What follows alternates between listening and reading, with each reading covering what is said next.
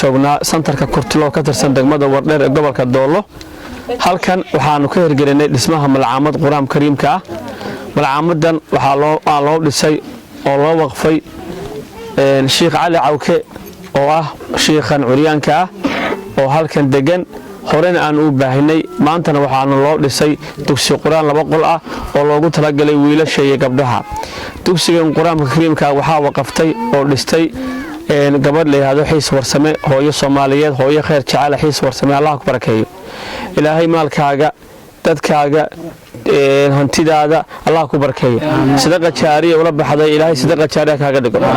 waad aragtaa dugsiga oo dhisnay ardadii waa kuwa naga dambeeya 100 arday baa dugsiga wax ku barta oo dad danyar ah oo qaarkood ogow yihiin xoolay ka dhamaadeen danyar masaakiina oo macalinka curyaanka halkan wuxuu u dhigaa ardayda aan xasuusiyo hore waxay ku dhigan jireen balbalada yar ee muuqata oo ardayda roob iyo dhibaato weyn ku haysay isaguna runtii ninka curyaanka buu haayo oo magaalada agacadaanba ku dhaxmar jirtay maanta alxamdulillaah rabbil caalamiin intii maanta waa u dhanyihiin hore waxaan u soo gaarsiinay gaarigan curyaanka ah oo ku deeqay nin la yiraahdo Farxaan Maxamuud Doolaal Allah barakeeyo oo waqfay hooyadii yaabihi Farxaan oo labadaadi walaalaha u naxariisto waan dhalinyaro khayr jecel Farxaan aad baan ugu ducaynana aad ugu mahad celinaya hooyo Luul Maxamuud Jaamac oo suuliga barkadhistay hooyo Luul Maxamuud Jaamac oo suuliga dhistay oo fadhiga dhistay oo yana si weyn uga qayb qaadatay oo macalinka waliba mobile u soo gaday macalinka mobile baa loo keenay weyn loo keenay hooyo Luul Maxamuud Jaamacna Allah ku barakeeyo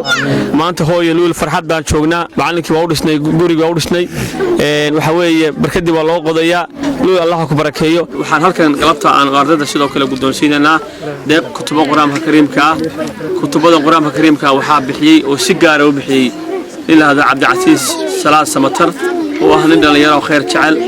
waxay kutubadan ka kooban yihiin 30 jis ee quraanka kariimka 8 jis ee quraanka kariimka 3 jis ee quraanka kariimka halka jis ee quraanka kariimka ay kitaabka yado xisbi muslim ardada loo qaybinaya waa kitaabo fara badan Cabdi Casiis oo kitaabada soo saartay ilaahay badal khayr qaba ku bedelo kutubtaas waxa weeye waxaan ugu baaqanaa ardada halka dhigata malcaamad dhigata kutubtana ka faa'iideystaan oo wax ku bartaan kutubta ninkaas ku deeqay si gaar ah ugu deeqay wuxuu ardada gaarsiiyay kutubtaas waxa weeye in wax lagu baro oo ardada walaashada baa loo baahan yahay waan salaamaya 14 boqolka dadka muuminiinta oo meesha iskugu yimid ayaan salaamaya marka hore assalaamu alaykum waraxmatullaahi wabarakaatuh gaar ahaan waxaan salaamayaa dadka muuminiinta oo walaalahaya oo rag iyo dumar bale oo arintan ka qayb qaatay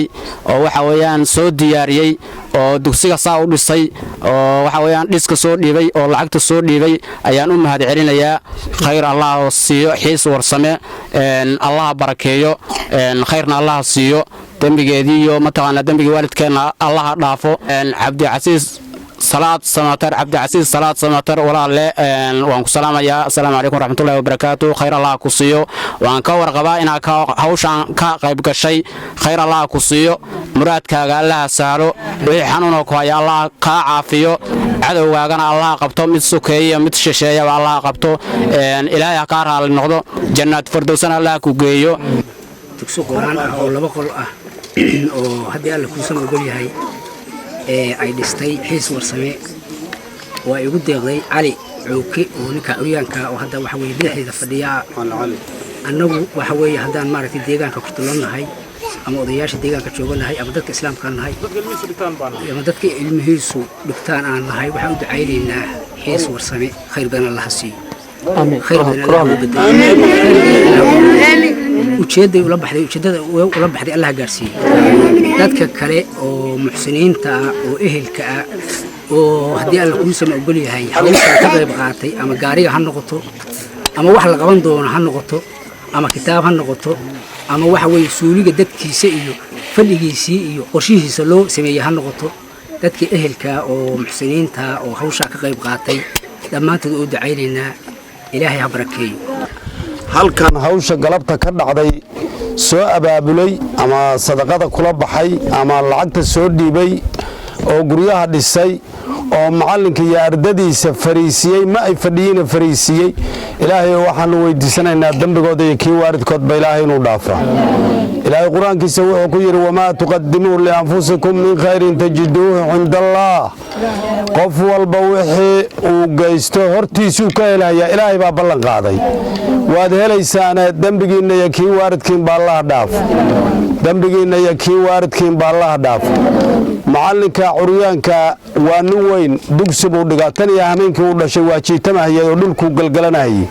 maanta dhulkii adinkaa ka soo qaada iyo xiis warsame iyo iisheg cabdicasiis ilaahayow salaad cabdicasiis salaad ilaahayow waxaanu idiin weydiinay kor allah idinka dhigo macallinka kor baad u qaadeene waaridkaaba xiisa ee allah dhaafo waa helay wixii aad sadaqaysatay waa la helay dembigaaga allaha dhaafo kii waaridka allaha dhowro ceebtaada mid adduuniya mid aakharaba allaha asturo sadaqadan jaariyada oo aad la baxday aabbaha iyo hooyada allaha gaarsiiyo waa maxamuud jaamac oo suuliga dhistay ayadana wuu ducaynaynaa dembigiina intii meesha wax ka qabatay 4 naaqof ilaahay waxaanu ka masjid darajatul a'la allah idin gaarsiiyo darajatul a'la allah idin gaarsiiyo aabiin iyo hooyadiina allah ka sawaabi khayr badanna allah idin siiyo